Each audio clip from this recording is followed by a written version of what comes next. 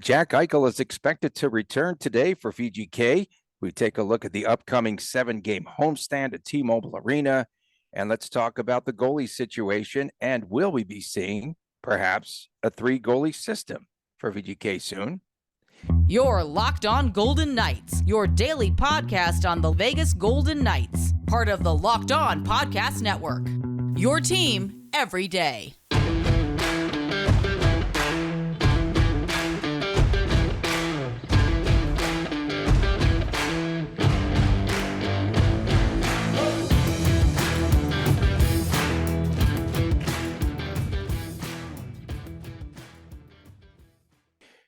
Hi again, everyone. I'm Tony Cardasco along with Chris Golick. We are at Locked On VGK, at TD Chris G, at Tony Dasco on Twitter, and make sure that you subscribe to our very popular YouTube channel at Locked On Golden Knights.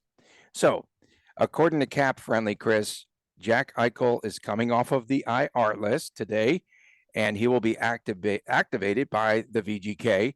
So the Golden Knights now, they need to clear some space, right? And so what I saw on Cap Friendly this morning was Jonas Ronbjorg, Braden Pahal, Caden Korzak, and Byron Frazee are all going to be sent back to Henderson.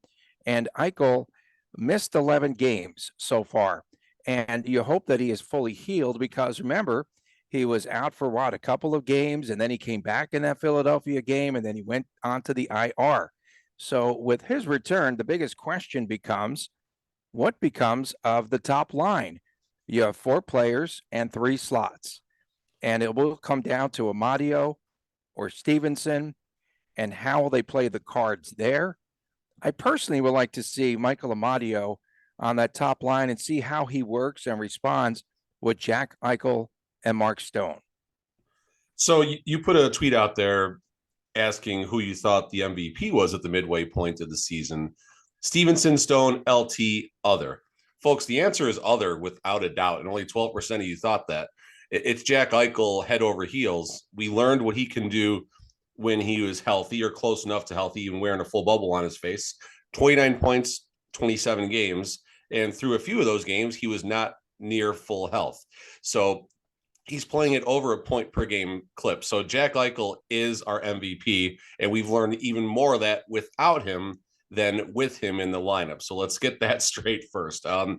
As far as the lines, listen, you had something that was working, right? The season started with the balanced lines. If I recall, Jack Eichel had, was it Riley Smith and Stone with him at first? And then you had Marchessault and Stevenson, right? Line 2. Mm-hmm. So, you had this blend of lines and things like that. And Carlson did start the season down on line 3, and things started okay, right? And then at some point, Cassidy said, okay, let's get the band back together. Let's put the Misfits back together, and let's get a power forward line with Eichel, Stevenson, and Stone and see what happens. And that line was producing at a very, very high clip. So what I would like to see happen is Jack Eichel on a line with Marchessault and Riley Smith, dropping Carlson down to line 3 with some combination of Kessel and Cotter when he comes back. Who knows? I mean, there's a lot of weird things happening. And you mentioned the moves that were made today. Just because all those players were sent down this morning does not mean any of those players may or may not be in the lineup tomorrow night. They do a lot of these paper moves just to get people down for a day that gives them some cap relief later in the season, blah, blah, blah, however all that nonsense works. So tomorrow, if we see some of these fellows called back up, we'll know exactly what's happening. What I think is going to happen, I think Kessel is going to go back, I think Cassidy's going to go back to what has been working in his mind. I think he at least is going to start with Eichel between Stevie and Stone and work it backwards from there. And again, if Marchessault is going to come back, who knows? We think Marchessault should be in the lineup this week. Cotter, we think, should be back in the lineup this week. So, I mean, what a time to get the band back together as we get a 7-game homestand coming up in this rigged schedule, Tony. Yeah, it's pretty interesting. So you never mentioned what becomes of Michael Amadio. Does he become a line 3 player? So, I mean, if Amadio, I think we have to talk about this with or without Marchessault in the lineup first. I think if Marchessault is in the lineup, then, and if you do go with, either way, I think if you go with the the old lines where Amadio was not on line 1, then yeah, I think Amadio does drop to line 3, assuming the misfits are going to obviously stay intact, which I think they would. So, I mean, I don't know how Amadio is going to do down there. That's the thing. Like, he's done okay, and he did produce early when he basically lost a roster spot to Paul Cotter, and then Amadio gets inserted, Paul Cotter is taken out. So it's either line 1 or line 3 for Amadio, depending on Marchessault's injury. If Marchessault's going to miss more time with Eichel potentially coming back on Thursday, we think he's going to dress on Thursday at this point. There's really no reason for him not to, based on what we're seeing. If Marchessault isn't back, you'll see him slot on line 2 with Smith and Smith and your favorite William Karlsson. If that line's going to stay intact, then you're going to bump him back down to line 3, and depending on, let's see who's able to dress, but some combination of Lecision, Kessel, and Amadio. But there's Paul Cotter in the mix too. I was just going to say he went on the trip. Is Paul? I mean, this is a very interesting. If all these players are back and healthy, I don't know if does Cotter go back to being a healthy scratch? I think the answer is yes, unless he's willing to break up line 4 and sit Kolesar, who's in the hottest point of his career right now. Points in back-to-back games. Hey, Chris, you here? That's funny. Yeah. And yeah, and Paul, go ahead. My son's gonna give you insight about Kolesar in a second. But Paul Cotter was on the trip to Denver. Keep that in mind. He looks as though he's prepared. He's ready to come back. And now, again, some shenanigans perhaps with who plays, who doesn't, what have you. Without Eichel, Chris, the VGK 6-5 without him. So they were a little bit above water, which is pretty good because he's the guy, again, that brings the juice. Hey, little Chris. Chris, give us your take on Kolesar.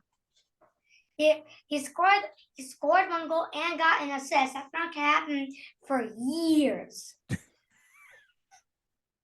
He couldn't get out of the way on the goal either. That's really good. But he said that like I didn't cue.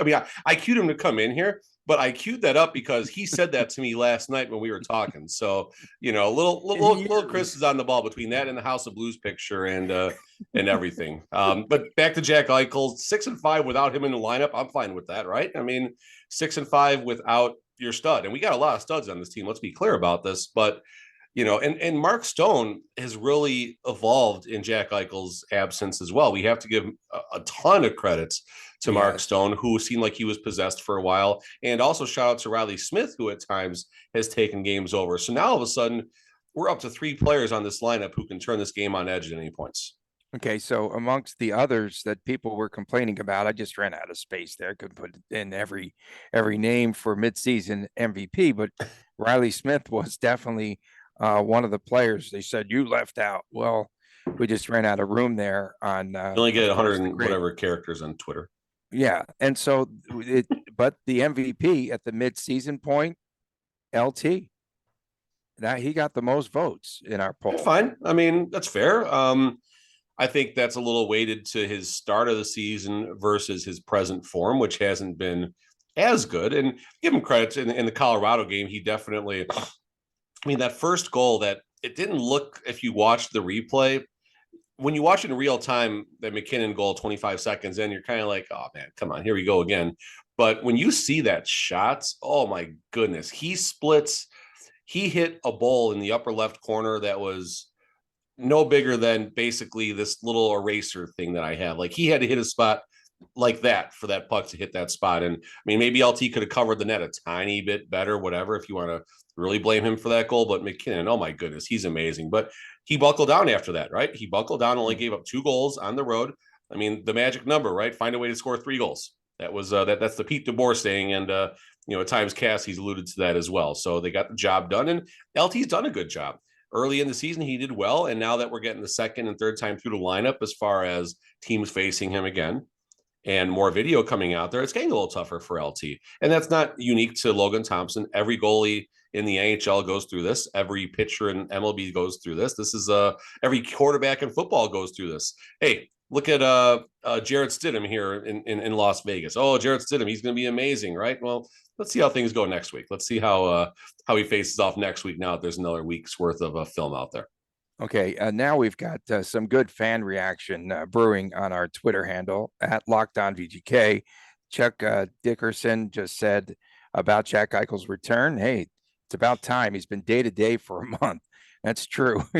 And I wish we could get accurate information on injuries. He said we fans deserve to know who they're going to be watching. And of course, coming into a big 7-game We don't homestand, deserve to though, know, but keep going. We don't oh deserve to no, know. but a 7-game homestand coming up. I think Yes. this was the right timing to put him back in there.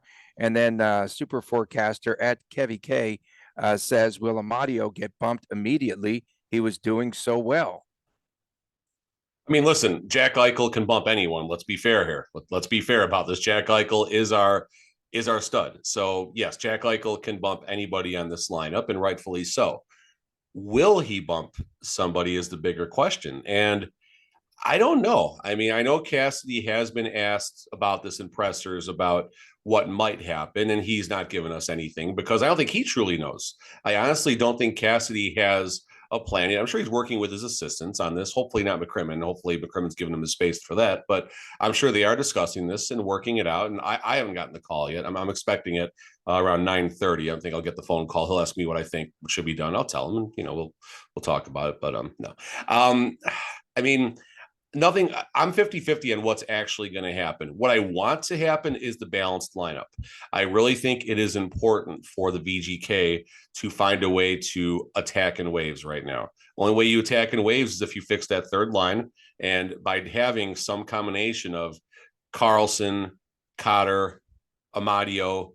I mean, Kessel could be the odd man out here at some point, folks. There's a path where Kessel might become a healthy scratch sometime in the next 2 to 3 weeks. And it's rightfully so if it happens. No knock on his amazing run and no knock on Kessel, but maybe it's the time. I mean, Kessel, when I called in, when we first acquired Kessel, I called into the Twitch, say whatever they were doing, and talked to Gary Lawless. And I just asked what we can expect as fans about his leadership and, what he brings to the team. The first thing he said was playoff record. He said nothing about the regular season as far as Kessel goes. Talked about how he rises to the occasion in the playoffs and is going to be a noticeable difference maker. And I will buy that until Kessel gives us a reason not to buy it. I'm not concerned about Kessel in the regular season. I'm not concerned if he gets healthy scratched, 4, 5, 6 times between now and when the playoffs start. But I also wouldn't be surprised if Kessel was the hero of the day and throwing that first star of the game poker chip out into the crowd a few times in the playoffs. Coming up next, we're going to be taking a look at this upcoming home schedule. VGK at home for the next 7 games. It's so rigged. It's just rigged. We'll be back with more after this on Locked On Golden Knights. BetOnline.net is your number one source for sports betting information, for stats, news, and analysis. Get the latest odds and trends for every professional and amateur league that's out there. From pro football to the college football championship game coming up next Monday night, to basketball to the NHL, we have it all at betonline.net. If you love sports podcasts, you can also find those at BetOnline as well. We're always the fastest and the easiest way to get your betting information. Head to the website today or use your mobile device to learn more. BetOnline, where the game starts. Welcome back from Las Vegas, Tony Cardasco and Chris Golick. Thanks for making us your first listen each and every day. And our podcast is free and available wherever you get your podcast. And please make sure that you check out our YouTube channel. I tell you what, man, the podcast is just sizzling coming out of the gate here for the new year. And we appreciate everyone for tuning in. And again, making us your first listen each and every day. And so I went through last night all of these teams that are coming in here for this 7-game homestand. If you're VGK, I think you have to be, well, first of all, you're happy to be home. And secondly, I think maybe the way that the schedule falls, I think is pretty favorable in some ways for the Golden Knights. But they will be playing 5 of the 7 teams are currently in playoff spots.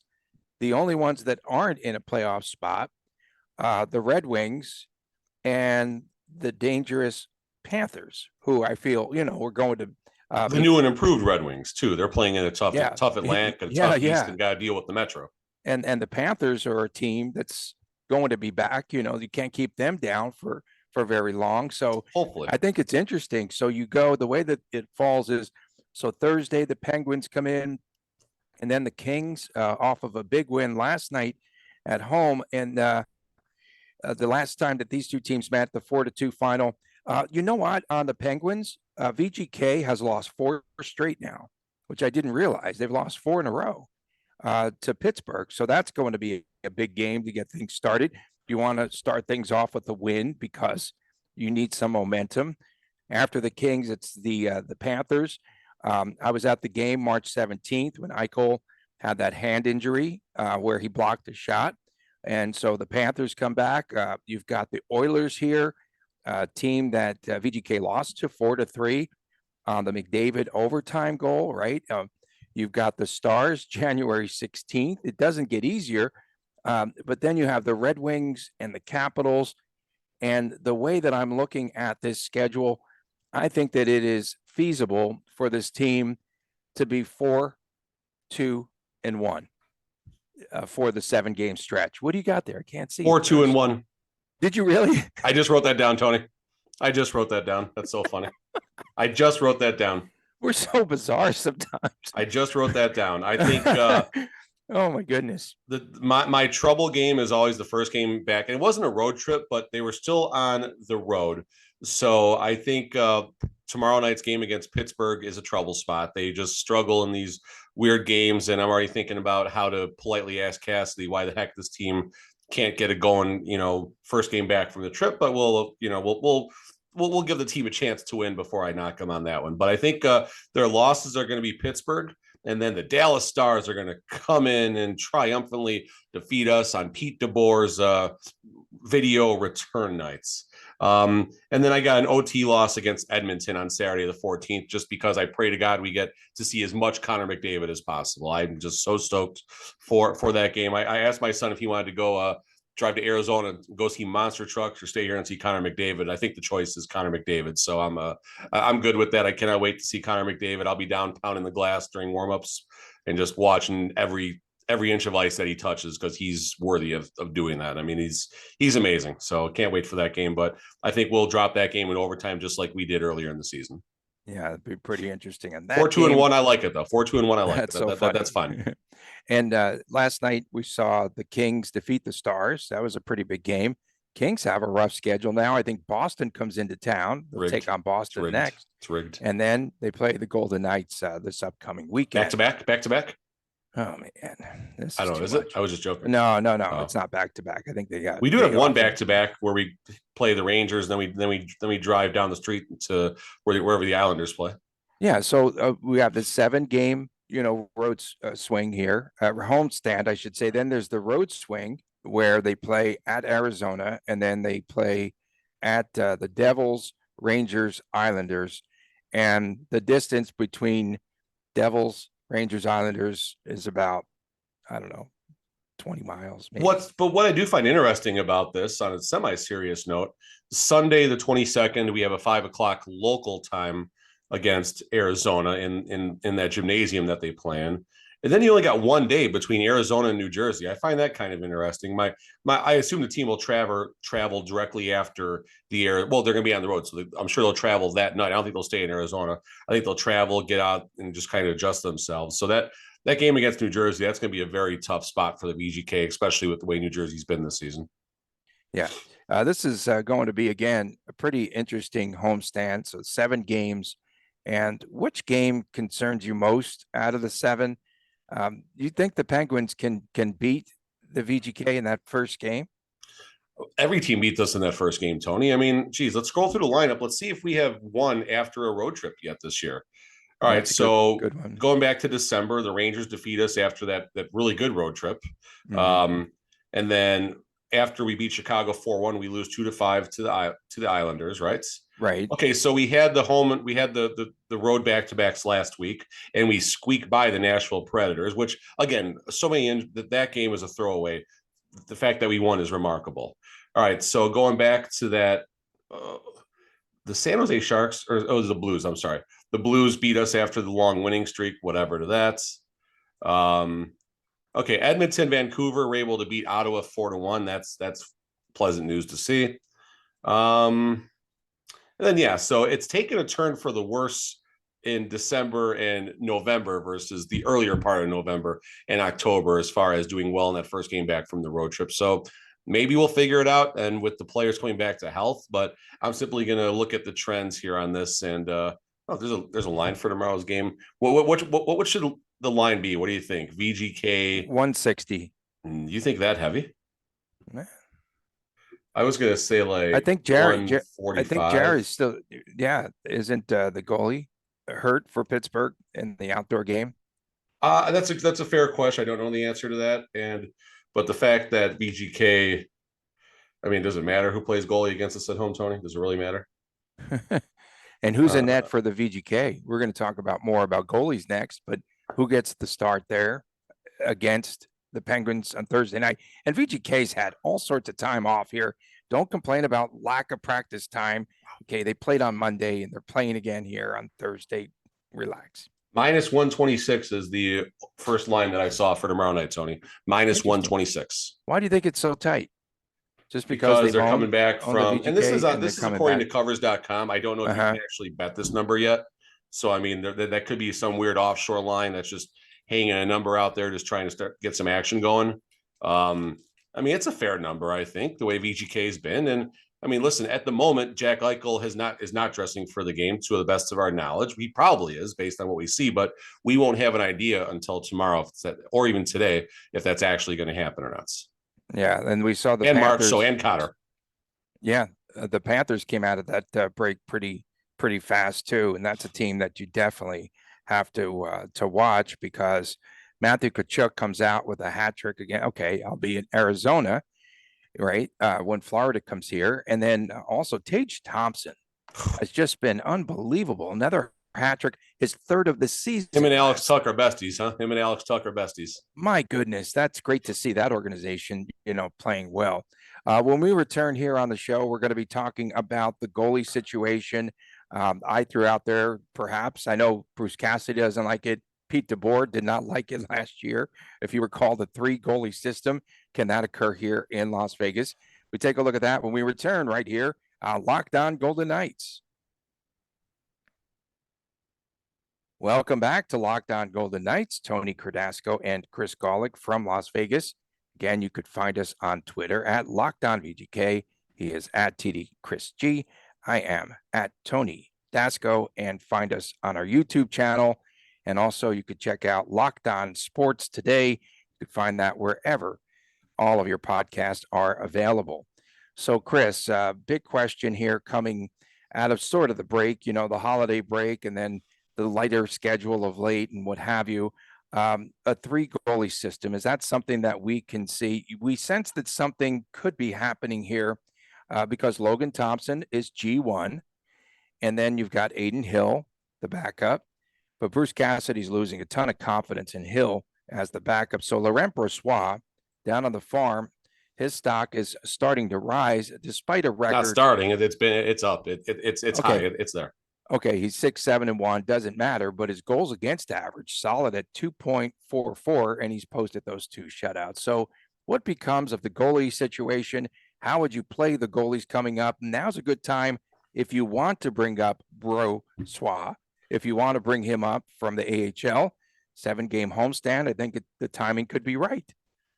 So there's a few things to think about in all this. The first thing I would say is, and again, I could be wrong on this, but the first time we call him back to the VGK, because he was sent down on waivers where he cleared waivers. None of the other 31 NHL franchises were willing to take a chance on him at his current contract number or anything. And that was probably pretty well calculated, actually, with how he didn't do very well in his conditioning starts. So he was kind of under the radar. The couple of scouts I talked to at some of the Silver Knights games I went to just kind of gave me the head nod. I'm nodding my head in the no for the audio people right now. I forget sometimes that there's a lot more audio listeners than visual listeners out there. But so that's the first thing I'll say there. 2 months ago, no one cared to bring him back at the NHL and give him a shot. Fast forward, like Tony said, now his record's improving, his goals against are improving, and his record's irrelevant. The Henderson Silver Knights are not playing well as a whole. They've had a nice run as of late, but again, so many moving pieces for that team. Manny Viveros is doing an amazing job finding ways to get this team to compete. They just can't do it every single night. Will there be a 3 goalie rotation? The first thing I I want to know here is the first time we call him up, there's no sending him back down. There's no sending him back down because it's not an AHL two-way contract scenario. So once he is up, he is up. And they're going to have to, you can have 3 goalies on your on your roster. That's fine. That just leaves one less roster spots if, the injuries start. If the injuries come back, all of a sudden we're at a spot where if we have Brossoit up, we might have to go with 17 skaters because we see how fast these injuries just pile up. And, with the money and all the players need to go up and down, it could get really ugly. So that's the first decision the VGK needs to make is what's the timing of it? And then what is the purpose? Are they bringing him up because they want to see if he can be one of our starters once the playoffs come?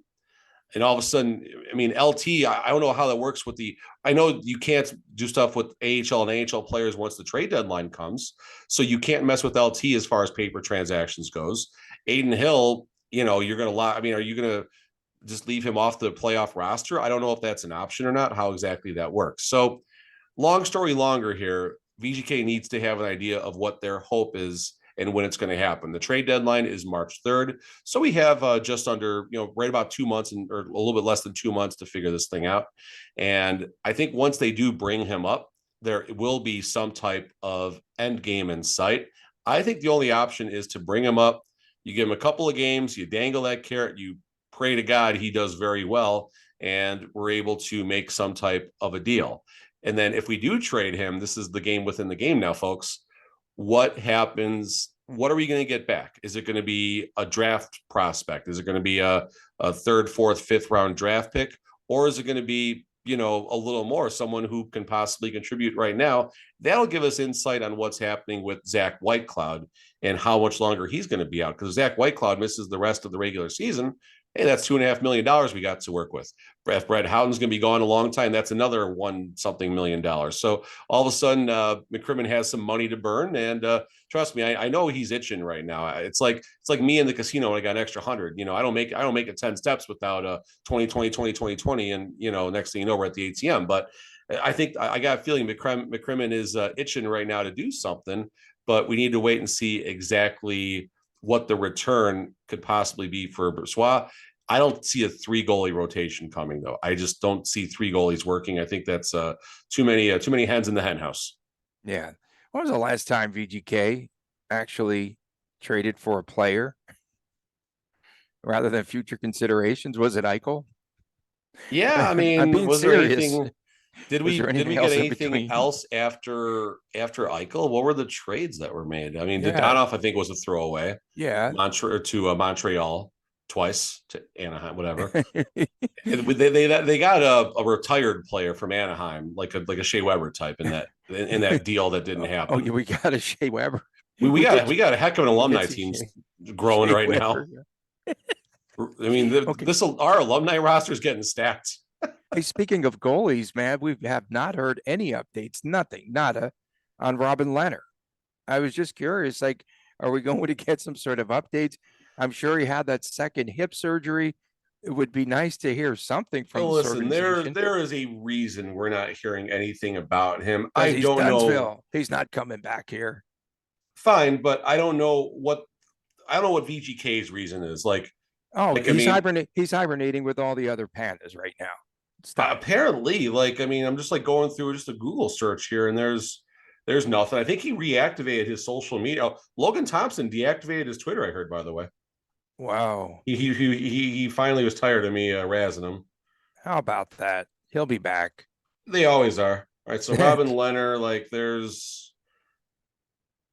Robin Leonard retweeted something December 20th of 2021, and he's not back. What the last VGK was December 19th, 2021. What a road trip! Yeah. Thank you, all the fans. It was when he went back and played for the Islanders, is what it was. Or played against. Sorry, when he played against the Islanders, and then here you go. This is that's him shaving his head in December 18th. So he's that's all we got for Robin Leonard. And it's funny. I was on one of the VGK Facebook groups, and someone made a comment, "Hey, no one's talking here. What's going on?" So I just said, "Oh, I can't wait for Robin Leonard to return and take over the net next year." And that got him talking a little bit. that got him that I had to stir the pot a little bit, but it would be nice to see Robin Leonard. Hey, go Knights, go!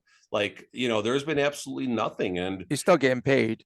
of course he's getting paid. He's having, I won't say, listen, I'm not going to tear him down, but what I would love to see is supports. Like, there hasn't been a single inkling of him through the media. I caught one thing on Reddit claiming there was some financial issues going with him with some investments, but that's pretty unsubstantiated. And not slowing him down, I don't think, as far as his hockey stuff. I don't know, like, but how can the team just throw some, how can the fans support him when he comes back? Like, he doesn't need to be campaigning. His play, wherever it is, whatever happens next season, assuming he does come back, will determine if he's, adored or not adored, so to speak.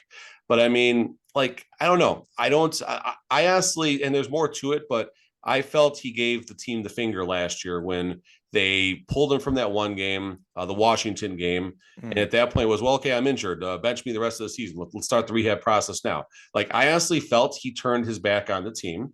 And there's always more to these things. And Robin Leonard will give that to us one of these days, whether it's next week, next month, or when he retires. We'll get Robin Leonard's perspective on it. But my perspective is he turned his back on the team last season and said, F you, I'm done. I'm hurt. Fine. You don't like my performance? I'm hurt. I'm trying. I'm hurt. Bench me the rest of the season. We'll move forward. And you mentioned your take on it, Tony, was the fact he should apologize to, was it Friedman, for the things that he had said about his injuries and everything.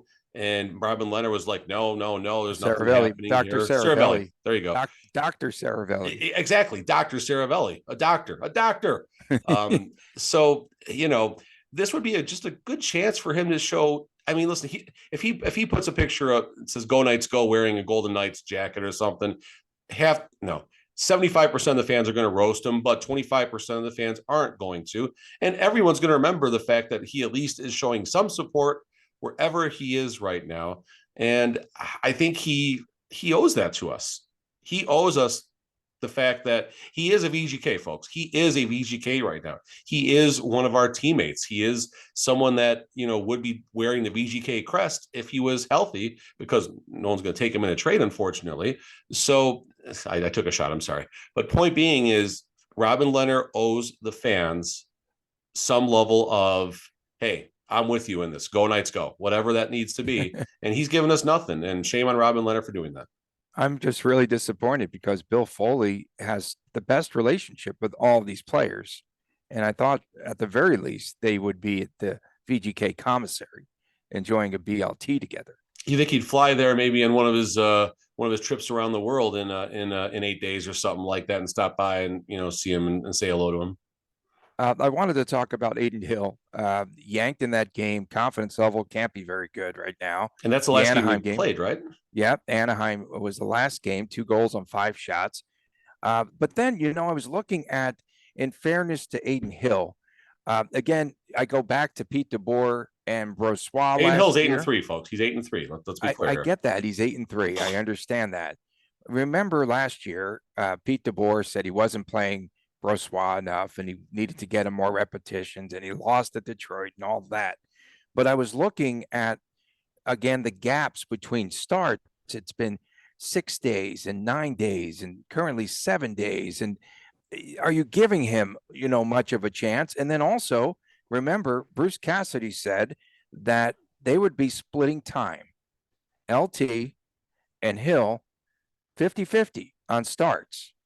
And then just things went awry, and they pinned a lot of that blame on Aiden Hill in the game that he played at Anaheim. He was not on. We know that. And he was dazed and confused from the get-go. Okay. But once again, though, Bruce Cassidy has to heed his own words, because he said, one start's not going to make or break like a player or goalie or what have you. And so I'm just curious where his headspace is at right now, currently. I'm curious of the relationship of Cassidy and Aiden Hill. From an on the record and an off the record perspective, I'm kind of curious how that world is, and maybe I'm getting a little more into just move forward. But going back to your point about the starts here and things like that, I mean, yes, Anaheim, and then now it's been 1, 2, 3, 4, and however many I mean, you're It's on looking at 7 days. you're looking at a full calendar week, assuming he goes one of these games. I mean, are you going to start him against the Kings in a 4-point division game? I don't think so. I mean, you maybe roll him out tomorrow and just pray for rain. And I don't mean that negatively against Aiden Hill. I just mean it's the first game back from the road trip and all these weird things happening. Rain would but mean bad ice, though. yes, bad ice at T-Mobile Park, not T-Mobile Arena. And then yes, Buffalo. I think Buffalo, right? Was that his last start? The 3-2 loss, was that his last start? Yeah. Okay, and then Wait. before that. Oh, before that, yeah, the Buffalo game. Before Philly, was it Philly? I don't know. I don't think. Did LT start? What about Chicago on the 15th? I don't recall. I don't have. I know that the Islanders game. I think that was the first reverse retro game, or no, Philly was the first reverse retro game, and that was Logan. And I think the Islanders, the 5-2 loss. I think that was Aiden Hill. I could be wrong. Hill gave up the 5 goals in the Winnipeg game, right? That's the one game that I'm trying to pull up game reports right now, and it takes a second. It's all good, but LT, but point being is, yes, your point is spot on. He is not playing a lot. This used to be basically a 3-2 rotation. Every 2 games, Aiden Hill plays 3 games for Logan Thompson, 66%. That's a much more fair rotation than a lot of rotations. There are some goalies like Vasilevsky who's going to get 60+ starts, and Connor Hellebuyck might play all 82 games if his health would allow him to. And then there's some other teams trying to figure it out. And, where do you put VGK? Right now VGK is LT. It's LT land, right? I mean, is this really like painting the picture here for Brossoit's return and to make Aiden Hill look like the scapegoat all of a sudden? Like, is that really happen? Like, is that game within the game really happening here? That would absolutely suck if that was. That would be so dumb if that was happening. We've seen crazier things, and it's been sort of drama free for just a little bit here. If LT starts today and Saturday, that'll tell you something right there. If LT Thursday and Saturday, right? Then Pittsburgh, that's really LA. going to tell you something. I think Aiden Hill tomorrow nights, and then Saturday against the Kings, you go back to LT in that big 4-point game. I mean, are you really going to wait until Thursday, the 12th, my birthday, folks? Please send more Gold Bar whiskey, by the way. You can see it right. I see it up there. There you go. God, so good. So good. So awesome. I love it. Like, I know we're talking about, I just like it. It's the presentation is great. Awesome. Are you really going to wait till the 12th to play it? Aiden Hill? I think that would be dumb. You got a 3-game week, the 16th, 19th, and 21st. If you're going to see Brossoit, I think that's where it happens. Maybe that matinee against Dallas. Matinee games are just kind of weird in general as far as the starts. So I will do a slightly bold prediction. Monday, January 16th, Brossoit plays against the Dallas Stars. Meanwhile, LT 18-9-1, 28 games played, on the pace for 56-58 starts. What did you say would be the max for him? That's right there. It's right on that number. But if you pace his starts, Tony, for the last month, he's probably on pace for 63 starts. If you pace it like that. Okay, I thought you said 60. Yeah, no, I felt if he goes more than 55 games, that's too much. That's too many, right? That's what I thought you said. And then goals against average, very consistent, very steady, 2.61. That's where he was last year. Same exact goals against, same exact save percentage, 0.915. We thank you all for tuning in. We got to get out of here. For my man, Chris Golick, I'm Tony Cardasco. Thanks for making us your first listen each and every day. See you tomorrow right here on Locked On Golden Knights.